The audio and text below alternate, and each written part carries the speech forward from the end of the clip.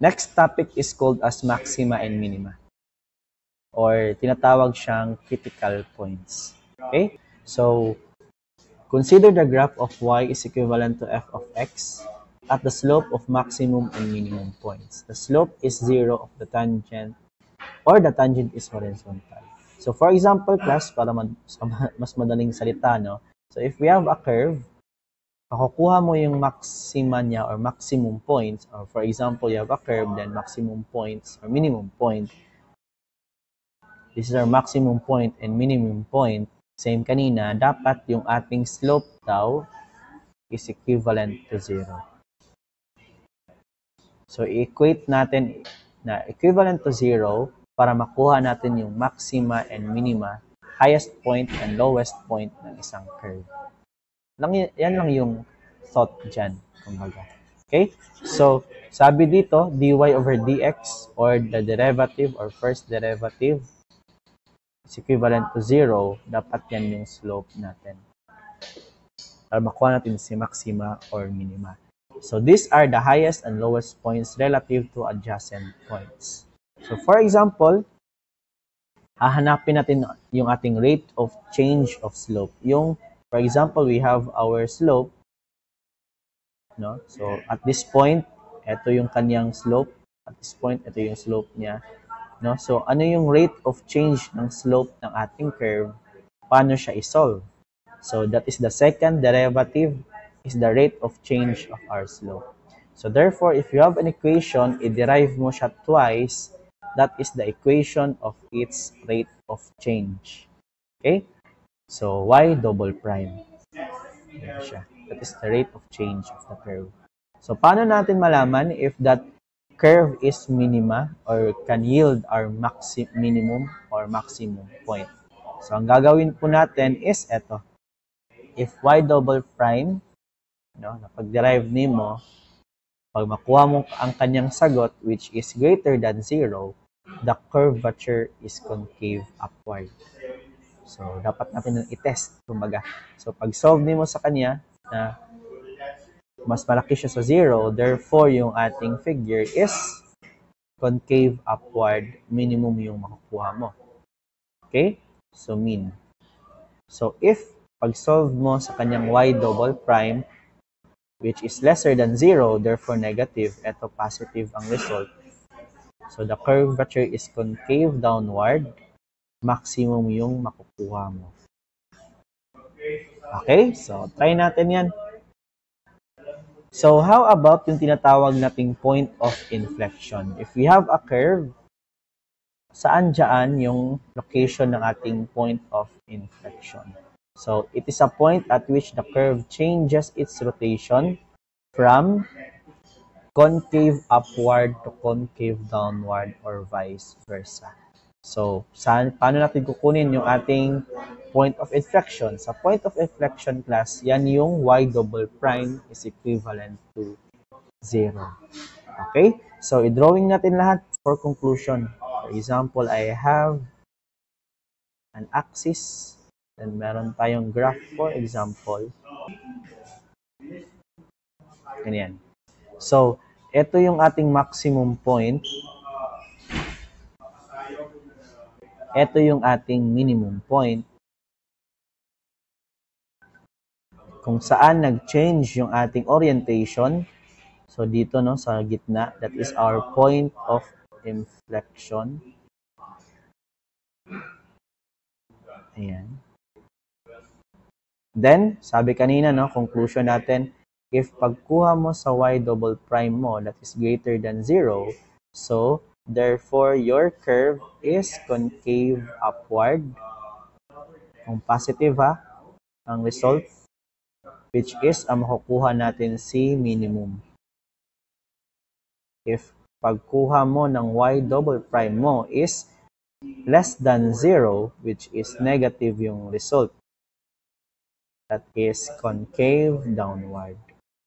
So, yan na value is maximum. Ayan. So, paki-screenshot po. Yan yung mga conclusion natin. Okay?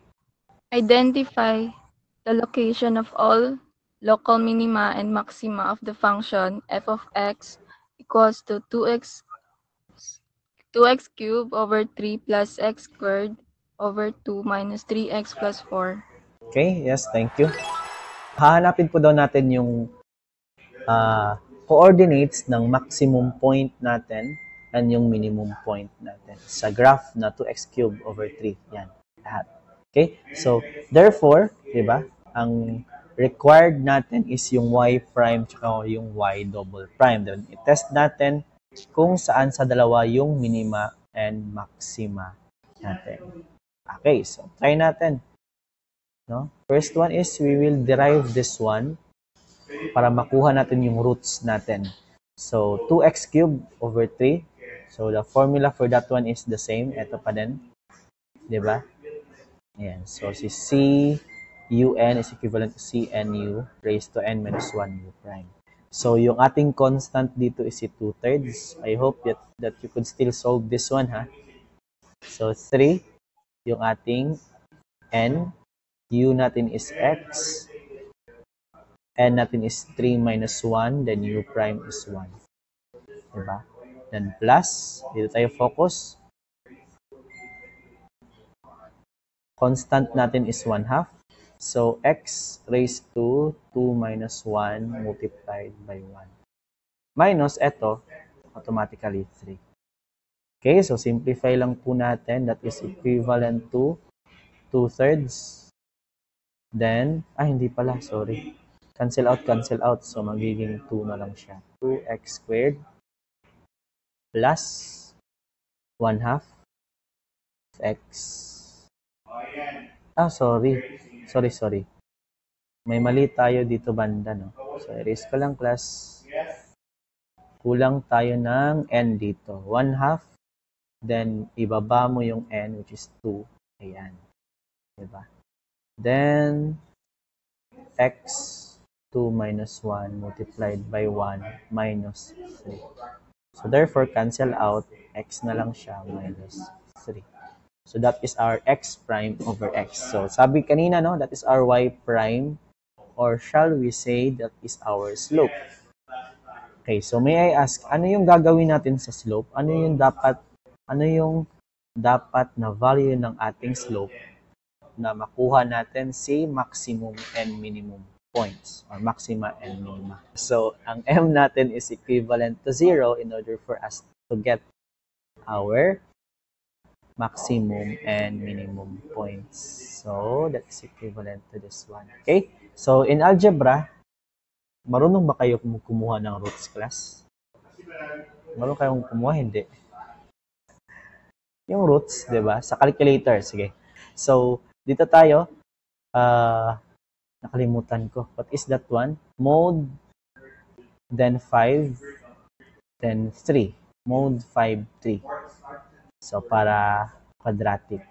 So, what is the value of that one? Nakalimutan ko. Ayan. Again, ulitin natin. Mode 5, 3, 2x squared, 3, basta memorize, class, makalimot gid ko. X minus 3. Tama ba? 1 and 3. Negative 3. Tama? Opo, sir. Okay, tama daw. Okay, Yes, sige. So, therefore, ang roots po natin is Ayan, 1 and negative 3 over 2. So, therefore, saan yung x dito? That is equivalent to 1 and 3 over 2. So, for example, no, mano-mano, for example, sa board exam, hindi na yan pwede ng ShipSolve na calculator. So, isolve ginato siya mano-mano. Pwede nimo siya gamitan og quadratic equation. Pwede pod katong trial and error. So, gamitan nato trial and error. Diba? So, first one, ano yung dalawang numbers na pag i-multiply mo magiging 3 or negative 3? That is positive 3 and negative 1. So, if i-multiply natin to, then i-add, dapat x yung labas. Ano yung dapat gawin? So, 3x, then negative 2 kulang ng isa. So, therefore, lalagyan natin ng 2 dito. So, 2x plus 3 and x minus 1. That is equivalent to 0. So therefore, ihiwalay natin siya. That is 2x plus 3 is equivalent to 0 and x minus 1 is equivalent to 0. Transfer natin to the other side. Magiging 2x is equivalent to negative 3 and ito is x equivalent to 1. Yan yung first second root natin. Ito yung ating first root. So, x is equivalent to negative 3 over 2. That is our first root. Second root is 1. So, yan yung mano-mano na pag-solve. Pero kung pwede pa sa panahon ninyo ang shift solve sa board exam, you can use our calculator. Okay, so therefore, our next task is to determine sino sa dalawa yung maximum natin and minimum. So, paano yan i-determine? Sino si maximum and minimum sa kanilang dalawa? So, we need to solve for our f double prime. Diba? I-test natin pag greater than minimum, pag less than maximum. So, therefore, we need to derive this again. No, second derivative. So, therefore, y double prime. Ito, derive natin ulit. Magiging 2 multiplied by 2. Ito ha, dito na yung focus. Derive natin siya ulit. X, diba? Then 2 minus 1, then plus 1. Multiplied by 1 pa pala. Plus 1. Okay? So, simplify lang po natin siya. Magiging 4x plus 1. And then, test natin to. Test natin kung minimum or maximum ba siya. So, therefore, at x is equivalent to negative 3 over 2, ano yung value ng ating y double prime?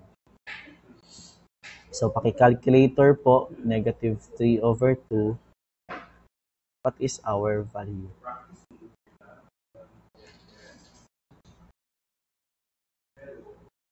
Pila na siya, class? That is greater than or less than? Yes, negative 5. And we can conclude that negative 5 is less than 0. Therefore, this value is our maximum point. So, nandito yung maximum point natin nag-exist. So, how about yung isa? What if i-test natin yung isa? X is equivalent to 1. Ito ha. This is x sub 1. This is x sub 2. Okay? So, substitute natin siya. Y double prime is equivalent to, same pa din, no? Dito natin i-substitute kay y double prime. So, 4, 1, plus 1. Okay, so therefore, y double prime is, yes, positive 5. And we can conclude that positive 5 is greater than 0. Therefore, this value is our minimum na point. So, isulat lang natin ulit. Yung ating x sub 1 is equivalent to negative 3 over 2. Yung ating x sub 2 is equivalent to 1. Then, na-conclude natin, this is our maximum point and this is our minimum point. So, alam na natin yung maximum and minimum point, pero kulang tayo, di ba? Dapat kasi is, tawag yung location. So, dapat m, x, and y. So, kulang siya ng y na partner. So, anong gagawin natin? Just substitute this one dito para makuha natin, di ba? Kasi, si f of x, that is our y. Okay? So, lagay lang natin. Y is equivalent to 2. Then, substitute negative 3 over 2. Paki-calculator po. Cube divided by 3. Plus negative 3 over 2 squared 2 minus 3 negative 3 over 2 plus 4. Ayan. So, what is our y? Yes, i-fraction lang siya. That is 59 over 8. Ayan. Okay, so therefore, our maximum point occurs at negative 3 over 2 and 59 over 8. That is our maxima or maximum point ng graph. Final answer. Okay, next and last na hahanapin natin if yung ating wait lang, no? Kulang tayo ng label dito. Yan. Kulang tayo dito. Lagyan natin ng if x is equivalent to negative 3 over 2. Okay. So dito, if x is equivalent to 1, substitute natin ulit. That is y is equivalent to 2 multiplied by 1 cube divided by 3 plus 1 squared divided by 2 minus 3 then 1 plus 4. That is equivalent to 13 over 6. So therefore, that is 1, then 13 over 6. That is our minima. Minima and maxima. Okay? So final answer. Ayan. So what if i-draw natin siya? Again na, you do not need to draw this one, pero i-drawing ko lang para i-represent. So, maxima natin is 3 over 2. So, 1 half na, no? 1 and 1 half. Diba? Ayan. Sige. 1, 2, 3, 4, 5, 6, 7. Ayan, for example, asan to na point? Negative 3 over 2, 3 banda. Then, 15 over 8, mga 7 something, no? Nadri napita. Okay? Ito 1, nandito. And 13.6 is okay? So therefore, if we need to graph that one, which is hindi naman kailangan,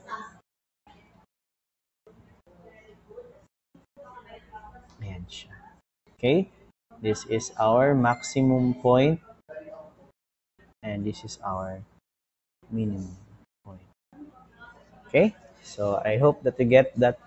That is our answer. Again na, you don't need to graph that one. Ipakita lang nako.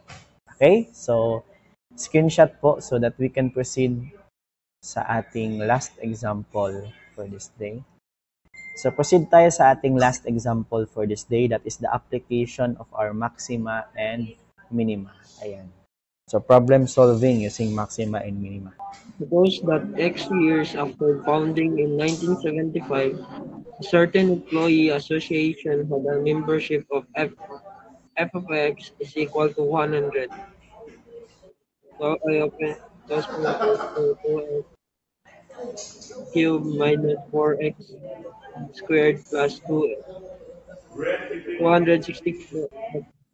At what time between 1975 and 1989 was the membership smallest? So, you have an association founded on 1975. For example, PICE, no?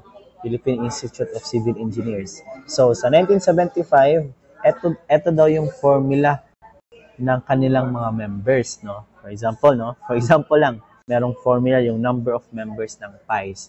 That is this formula. Yung employees, no? Or members ng kanyang association. So, therefore, inahanap niya what time between 1975 hanggang 1989 yung pinakamarami, or sorry, baliktad, no? Yung pinakamaliit yung mga members ng ating association. So, minima yung hinahanap, hindi maxima. Okay? So, apply natin yung nalaman natin kanina, no? Which is maxima and minima. Okay? So, first thing that we need to do is to determine our f double prime. Diba? I-test natin if lesser than or greater than para malaman natin kung minima ba yun o maxima. Okay? So, rewrite muna natin yung ating formula, which is this one. Pero, ito i-distribute na lang natin sa loob klasa para mas madali siyang i-operate. So, magiging, eto, ilagay mo lang siya or i-distribute, magiging 200x cubed minus 450 x squared plus 2 hindi 450 4,500 tama ba? X, I just correct me class if I'm wrong. X, then 206,400 X. Ayan. So, first thing is we need to derive this one, di ba? This will become, same pa rin kanina, no? Ito yung formula natin. Ayan, d over dx cun is equivalent to cn u n minus 1. So, ito, magiging 200 multiplied by 3 x 3 minus 1 and multiplied by 1. Diba? Dito na part. Minus 4, 5 multiplied by 2 x squared minus 1 multiplied by 1. Diba? Plus 26400. Diba? Kasi that is the derivative of this one. Okay? So, therefore, ito yung ating slope. Diba? Slope yan siya. Okay? Which is, ito, 600. Rewrite na lang natin. That is 600 x squared. Simplify ko lang siya, class. Minus 9,000. Diba? 4, 5 times 2 is 9,000. Then x. Then plus 26400. Diba? Then, ano yung dapat value ng ating M class para makuha si minimum and maximum points? Anyone raise hand? Ano yun? What is the value of our M? That is equivalent to 0. Okay? So, therefore, isimplify lang natin siya kasi malaki masyado yung values natin. Isimplify na lang natin siya. Again, pwede mo siyang hindi isimplify, pero sa akin, isimplify ko na lang siya para mas madali siyang i-operate. So, i-divide ko siya lahat ng 600 para maging x squared minus, what is 10,000 divided by 600? 15. So, just correct me if I'm wrong. 15x. Then, 2640 divided by 600 is 44. So, that is plus 44. It's equivalent to 0. So, same kanina, hahanapan natin siya ng roots. So, you can use yung same kanina, no, yung calculator natin. So, share screen. Ito yung calculator natin. So, that is mode 5.3. Mode 5.3. This is 1. Then, negative 15. And then 44. So, this is our roots. 11 and 4. So, ang question, saan sa dalawa yung answer natin, di ba? So, what if, sir, hindi na yan pwede sa calculator sa board exam na shift solve or yung ating equation. So, paano yan? No? So, guessing, kumbaga. So, lagyan natin ng x. Lagyan natin ng x dito sa kabila. So, ano yung dalawang numbers na pag i-multiply is 44, pag i-add is negative 15. So, that is negative 11 and negative 4. Diba? Negative 11 multiplied by negative 4, that is positive 44. So, therefore, separate natin siya. X minus 11 is equivalent to 0. And x minus 4 is equivalent to 0. Transfer natin to the other side. First root natin is 11, positive. Second root natin is positive 4. Ang question, saan yung maxima dito? Saan yung answer? 11 or 4? Saan? No? I-plus pa man nato ba? 11 ba siya or 4? No, kasi 1975 yung ating first year ng ating organization. So, we need to solve or we need to test. Diba? So, paano siya pag-test, class? Yung ating f double prime. Diba? So, therefore, hahanapin natin si y double prime or si second derivative of our y. So, nakuha na natin kanina that is, this is our, diba? Ito yung ating first derivative. So, therefore, i-derive natin to ulit. What is that one? Magiging 2x minus 15. Tama ba? Oo, no? X squared maging 2x. Si negative 15x is magiging negative 15. Okay, so try na natin. If x natin, which is x sub 1, is equivalent to 11, ito yung i-test natin first. Diba? So, that is f of prime of 11. Test natin 2 multiplied by 11 minus 15. That is 7. So, 7 is greater than 0. Therefore, we can conclude that unsa man ni siya, minimum value or maximum value? Yes, minimum. Thank you. So, therefore, this is our minimum. Sige, patuloy lang natin, no? So, if x is equivalent to 4, which is our x sub 2, diba? So, therefore, f double prime of 4, substitute lang natin 2, 4, minus 15. Yes. What is the value of that one? Negative 7. So, therefore, pag negative 7 that is less than 0, that is maximum or minimum? Maximum. Okay. So, therefore, etong value na to, that is our maximum value. So, ano yung hinahanap natin? Smallest, which is yung minimum. Diba? So, year yung ating hinahanap. So, therefore, minimum year ng members in this organization is equivalent to 1975 plus 11 or plus 4? Anyone?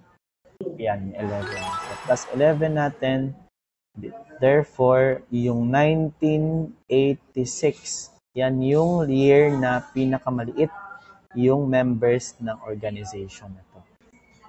So, for example lang ha, what is the value or how many members? Kahit hindi tinanong, no, itanong na lang natin. How many members in that year na minimum siya? So, therefore, substitute lang natin. Hindi kay double prime, but rather than kay f prime talaga. Again double prime kasi yan. So, i-substitute din natin siya diri sa ating formula. So, 100 multiplied by 2, 11, paki-calculator, cube.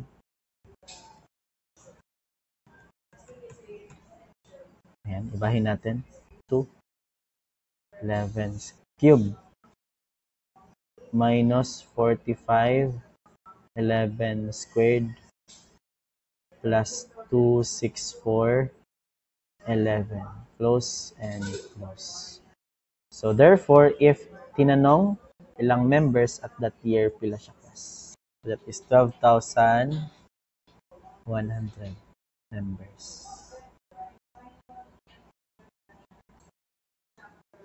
Ayan, members.